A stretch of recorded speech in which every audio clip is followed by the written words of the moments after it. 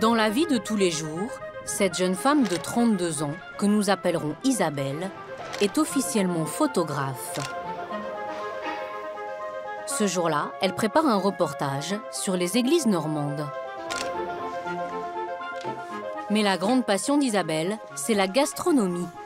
L'intérieur de son réfrigérateur est une invitation au voyage des papilles. On a les pâtes de curry de Lyon.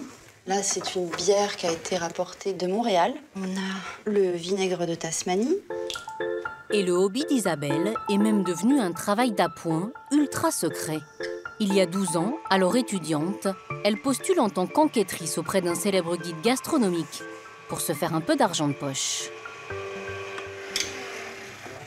J'ai envoyé des enquêtes d'établissements qui étaient déjà connus du guide pour donner mon avis et voir si ça correspondait, si j'étais pas quelqu'un qui avait envie de saquer, parce que c'est pas le but non plus, si on était à peu près sur la même longueur d'onde. L'expertise culinaire, la finesse du palais et le ton d'Isabelle séduisent. Après ces 3 enquêtes-tests, elle est engagée.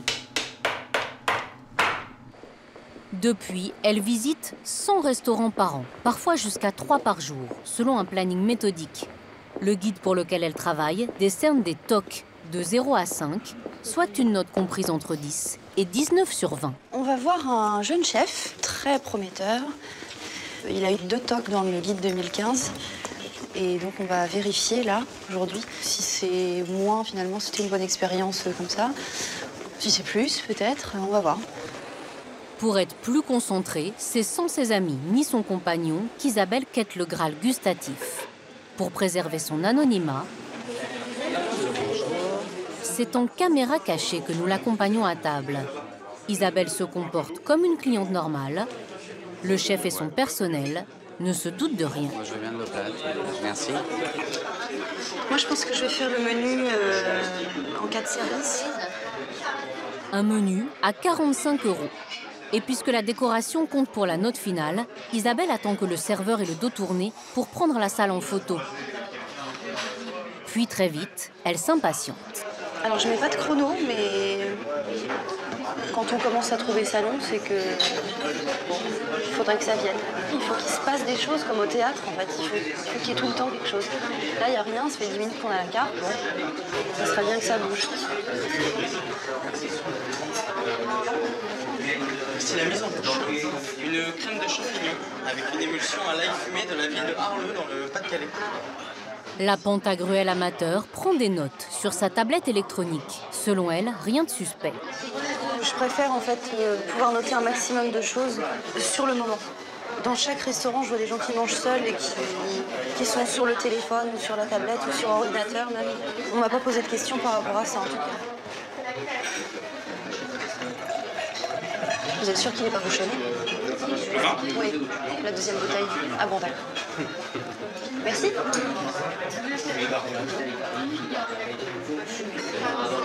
Mais ça me dérange pas de passer pour quelqu'un d'agaçant. C'est le jeu aussi. Et quand on débute en tant qu'enquêteur, on est plus difficile. Moi, à un moment, on m'appelait Terminator quand même. La dent dure et l'appétit féroce. Isabelle note tous les plats de 0 à 20, mais surtout, elle déguste. C'est bon, c'est très frais. C'est bien assaisonné, bien relevé, mais pas trop, de façon à ce qu'on puisse sentir le veau. Et on a un goût d'iode assez discret, mais qui vient quand même bien assaisonner le plat et donner une petite touche vive et marine. C'est très sympa. Le serveur apporte le dessert. Ça fait pas prise de tête. C'est évident à manger, on a plusieurs saveurs mais qui se marient bien. On sent que le résultat, c'est pour donner du plaisir. Après avoir payé son addition, l'enquêtrice est conquise. Ce midi, le dessert m'a emmenée sur la plage petite à manger, voilà, fruit de la passion avec un peu de crème et un peu de coco. C'est un petit peu comme dans Ratatouille, quand le critique goûte la ratatouille, il ferme les yeux et se revoit petit avec les odeurs de la cuisine et tout. Ça, ce sont des très bons souvenirs qu'on a grâce à cette activité d'enquêteur. Isabelle va suggérer une 3e TOC, soit 15 sur 20. Mais la décision finale se prendra à Paris, au siège du guide gastronomique. Là, nous avons le mur du magazine qui est en cours de fabrication. Là, nous avons le laboratoire de dégustation, donc 12 sommeliers qui dégustent tous les jours à peu près une cinquantaine de vins. C'est un métier de rêve, mais qui est en même temps très exigeant. Directeur du Goemio, Côme de Cherizet est à la tête d'une équipe de 18 salariés permanents. Ici, nous avons la partie web. Le groupe vend chaque année 70 000 exemplaires du guide papier, complété par un magazine mensuel et un site internet. Ancien prof de mathématiques, Marc Esqueré est le chef des enquêteurs. Ben voilà. Voilà, ça doit être le premier guide, c'est même le premier qui s'appelait réellement Goemio de la France. En 1974, les journalistes Henri Gault et Christian Millot décident de concurrencer le guide rouge Michelin qu'ils jugent conservateur. Goemio lance le concept de la nouvelle cuisine, allégée en sauce, et révèle de jeunes chefs comme Guy Savoy, Michel Guérard ou encore Marc Vera. Pour un restaurant, afficher les tocs de cette bible gastronomique en devanture ferait grimper la fréquentation de 15 à 30%.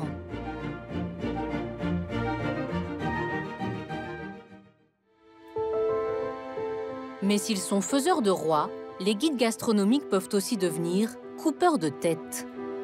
En 2003, le chef Bernard Loiseau se suicide. Le restaurateur avait surtout peur de perdre sa 3e étoile au guide Michelin. Mais il n'aurait pas non plus supporté d'être rétrogradé de 19 à 17 sur 20 par le Goemio, qui venait de publier sur lui une critique acerbe.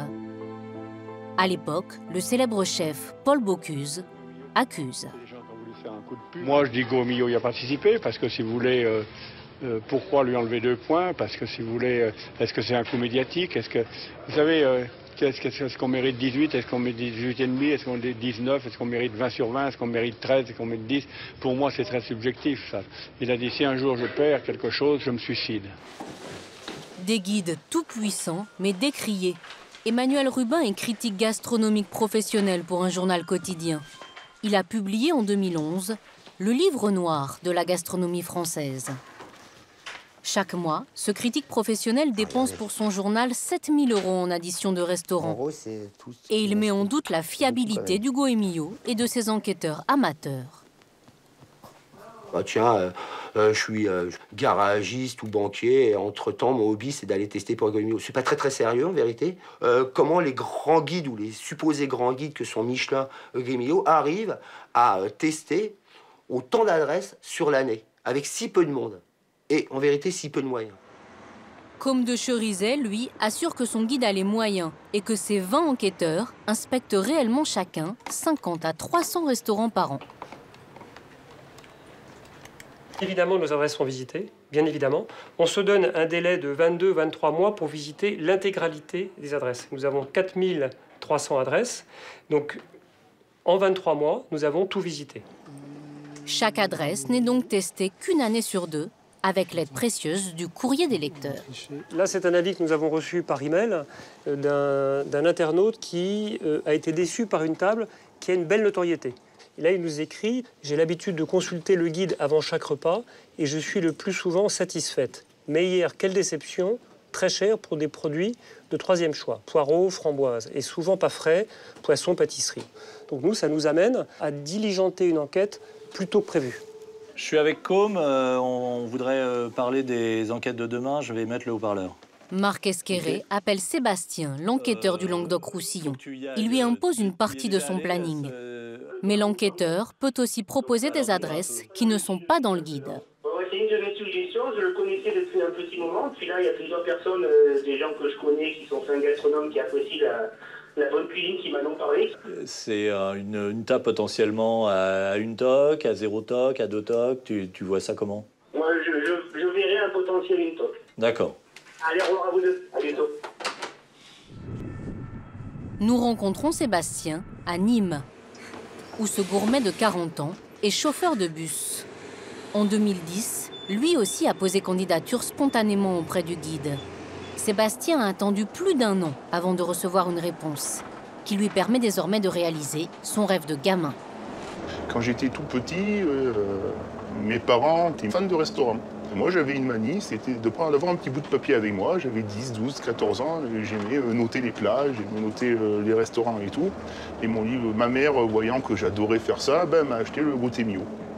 Et c'était un peu mon livre de chevet. J'adorais lire les conclusions qui étaient faites sur les restaurants.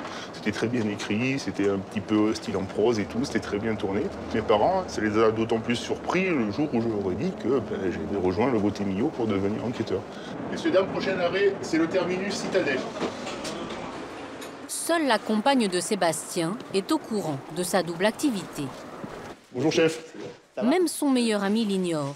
Au dépôt des bus ce jour-là, il en parle pour la première fois. J'ai récupéré ça pour toi cet après-midi. C'est parfait. Je suis prêt à t'accompagner. Vous connaissiez la passion de votre chauffeur de bus? Pas du tout. Je suis très surpris. Je ne sais pas quelle est la tête de l'enquêteur gastronomique. Je vois ça dans l'aile ou la cuisse, je vois Louis de Funès ou voilà. Mais à part ça, je vois pas comment ça peut autant se fondre dans la foule.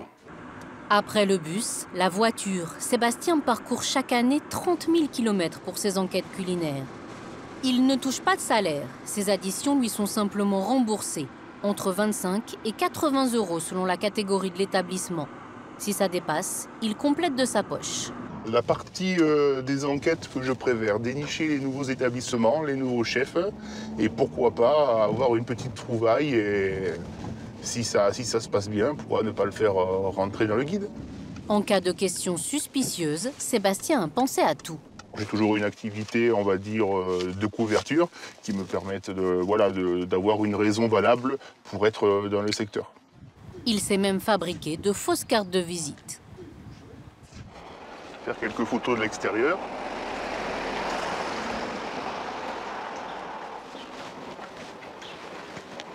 Photo les menus, ça évitera de le faire à l'intérieur. Vous sentez un peu agent secret parfois? Ah oui, il faut de la discrétion, être observateur, essayer de ne pas se faire remarquer. Sébastien a réservé sous un faux nom. Bonjour, j'ai une réservation pour 4 personnes au nom de Soigné, s'il vous plaît. C'est moi.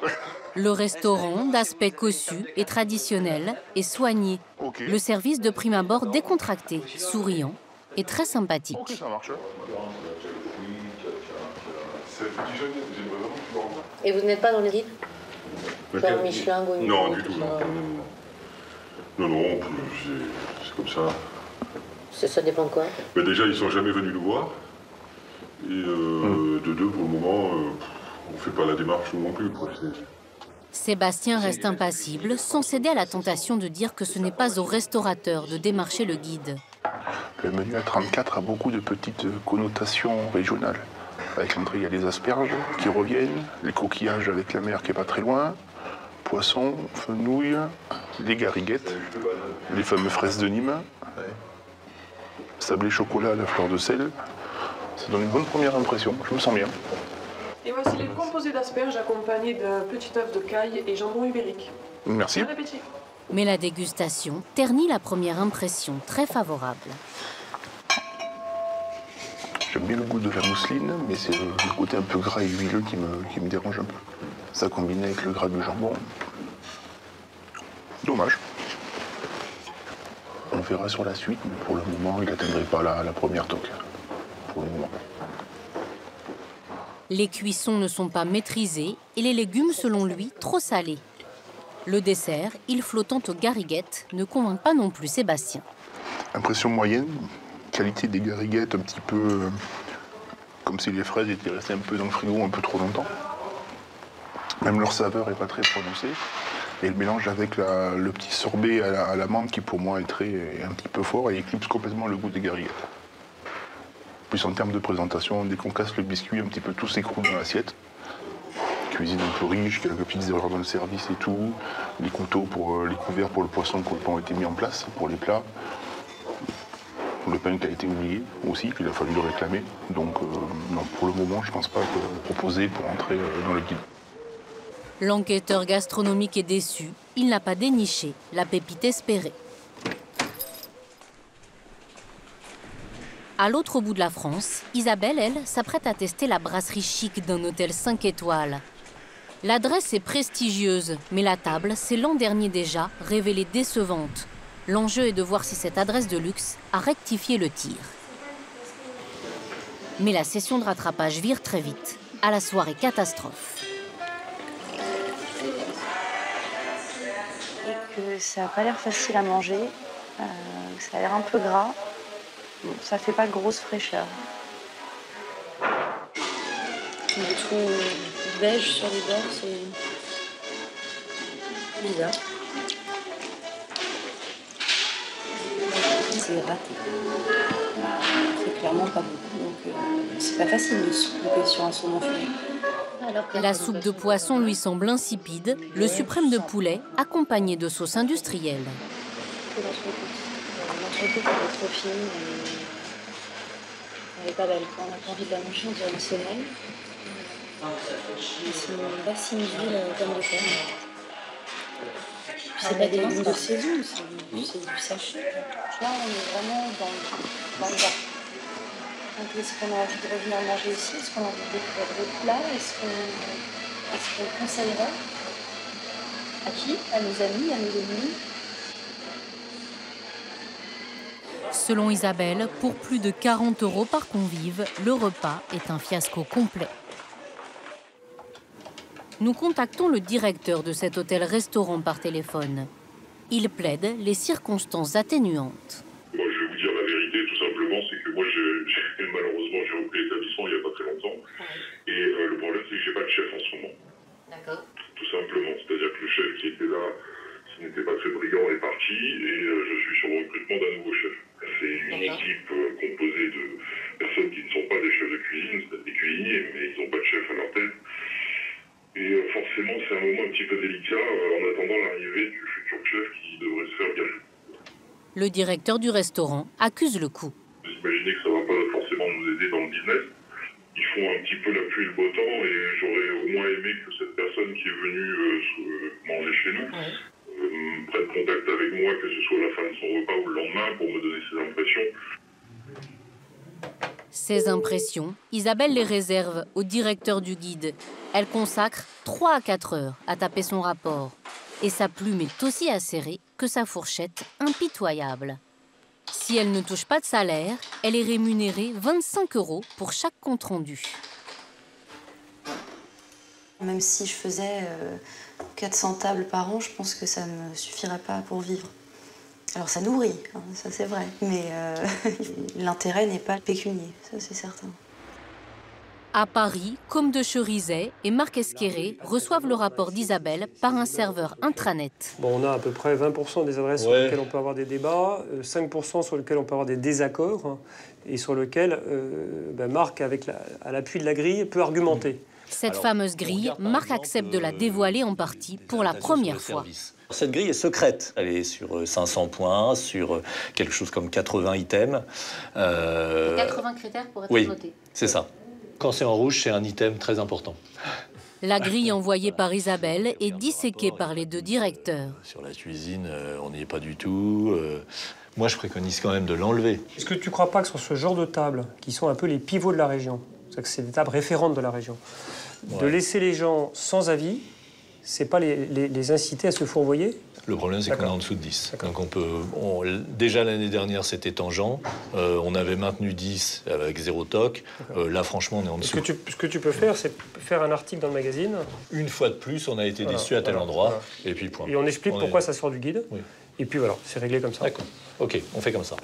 Chaque année, plusieurs restaurants cessent d'être recommandés et sortent du guide. Le nombre de tocs des autres établissements testés est réévalué à la hausse ou à la baisse pour environ une adresse sur 5.